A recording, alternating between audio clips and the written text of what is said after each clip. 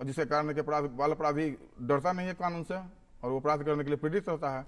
तो अगर हम इनके मानसिकता पर जाएं तो इन पर जरूर ऐसा कुछ बीता होगा या फिर इन्होंने कुछ देखा होगा बचपन से जो फिर ये ऐसा करने से प्रेरित होते हैं या फिर करना चाहते हैं।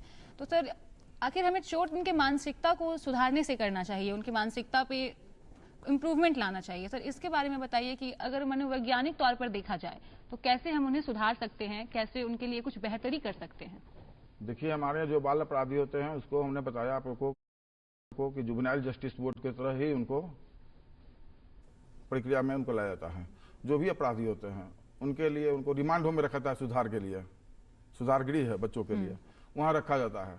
वहाँ उनको एनजीओ के द्वारा गैर सरकारी संगठन जो है वो प्रशिक्षण देते हैं। वहाँ उनको कौशल विकास करना पड़ेगा, उनको तकनीकी शिक्षा देनी पड़ेगी जी। उन्हें मनोवैज्ञानिक डॉक्टर के पास बैठा करके उनको मनोवैज्ञानिक चिकित्सा के तहत उनको बताया जाएगा कि आप क्या हो, आप देश के नागरिक हो, आप भारत के एक सभ्य नागरिक बनना चाहो तो बन सकते हो। इसके लिए उनको प्रशिक्षण दिया जाएगा। मनोवैज्ञानिक चिकित्सा की भी जरूरत पड़ती है बच्चों को। उनको मनोवैज्ञानिक ढंग से बताया जाएगा कि आप अपराध की दलदल से बाहर निकल करके एक स्वच्छ समाज की निर्माण करें और आप देश के मुख्य धारा में जुड़े। ऐसा भी होता है कि बच्चे फायदा उठाते हैं इसका, और बहुत सारे बच्चे जो रिमांड होम से निकल करके भी बहुत कुछ कर चुके हैं। ऐसा नहीं है कि रिमांड होम में सब कुछ गलत ही है।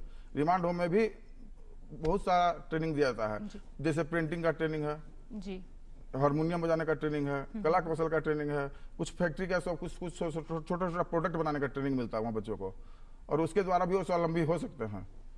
ये सब भारत सरकार के कार्यक्रम के तहत आती है, पुनर्वास की व्यवस्था करती है भारत सरकार। इसमें भी एक उम्र सीमा होती होगी। अगर कुछ छोटे बच्चे हो जैसे कि 10 साल से भी छोटे, उनको हम कैसे समझाएं कि आप इस देश के नागरिक हैं, आपको गलत कदम नहीं उठाना है?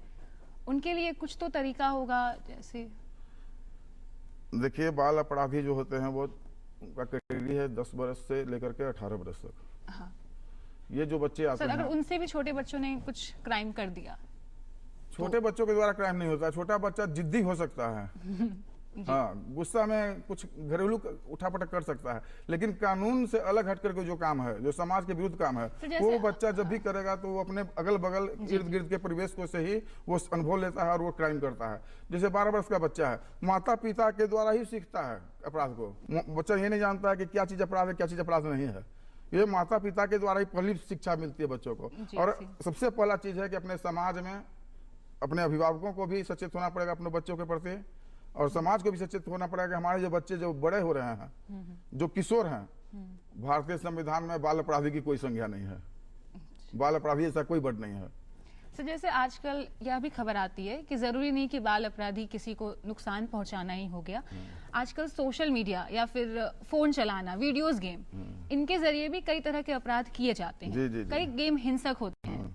एग्जाम्पल के तौर पर मैं बता दूं कि कुछ ऐसे गेम आए थे, पबजी हो गया या फिर कुछ भी हो गया, तो इनके जरिए भी लोग देखते थे और पैसे का हेर फेर हुआ करता था या फिर कुछ भी हुआ करता था। तो सर इनसे कैसे उन्हें बचाया जाए, क्योंकि ऐसे कई अपराध हुए हैं कि लाखों रुपए गायब कर लिए गए हैं अकाउंट से। तो सर इसके बारे में बताइए जरा। ये एक संगठित गिरोह के द्वारा अपराध करवाया जाता है बच्चों के से, और बच्चों को बाल अपराधी बनाया जाता है। इसमें बड़े लोग इन्वॉल्व होते हैं। बच्चों के साथ लैंगिक शोषण होता है। 14 वर्ष से कम उम्र के लड़की बच्ची के साथ अगर आप शादी करते तो पॉक्सो के कोर्ट में बना है, स्पेशल कोर्ट है जो बच्चों को न्याय देने के लिए बना है। बच्चों के साथ अगर यौन शोषण होता है, बच्चों को संगठित गिरोह के द्वारा ट्रैफिकिंग किया जाता है, बच्चों को जुआ खेलने के लिए प्रेरित किया जाता है, या बच्चों को नशीला पदार्थ की ओर लत लगाया जाता है, तो इसके लिए हमारे यहाँ प्रोविजन है। इसमें जो भी इन्वॉल्व होंगे उनको पॉक्सो के तहत केस चलेगा और उनको ट्रायल फेस करना पड़ेगा और उनको दंड का भुगतना पड़ेगा। पॉक्सो एक कड़ा कानून है जिसमें है कि आपको जो बच्चा के साथ अगर आपने कुछ हुआ है तो बच्चा को भी सरकार रिलीफ देती है जी। हाँ, कुछ अनुदान भी मिलते हैं बच्चों को, और उसको ट्रायल लड़ने में सरकार उसको अपना अधिवक्ता देती है और सरकार उसको अधिकार दिलवाती है, और दोषी को कड़ा से कड़ा सजा का प्रावधान है पॉक्सो एक्ट के तहत। ये 2012 में अपने यहाँ संचालित हुआ जी। सर बाल अपराधी अगर रिमांड होम से निकल जाते हैं, लेकिन देखा जाए तो वो ठीक हो जाते हैं, लेकिन फिर भी समाज की नज़र में उनकी जो भी अवधारणा बनी होती है वो एक तरह से उन्हें अलग ही देखते हैं। तो सर लोगों को कैसे जागरूक करें कि उन्हें भी समाज में इक्वल दर्जा दिया जाए, उन्हें भी अपने साथ मिलाकर काम करवाया जाए और सिखाया जाए कि एक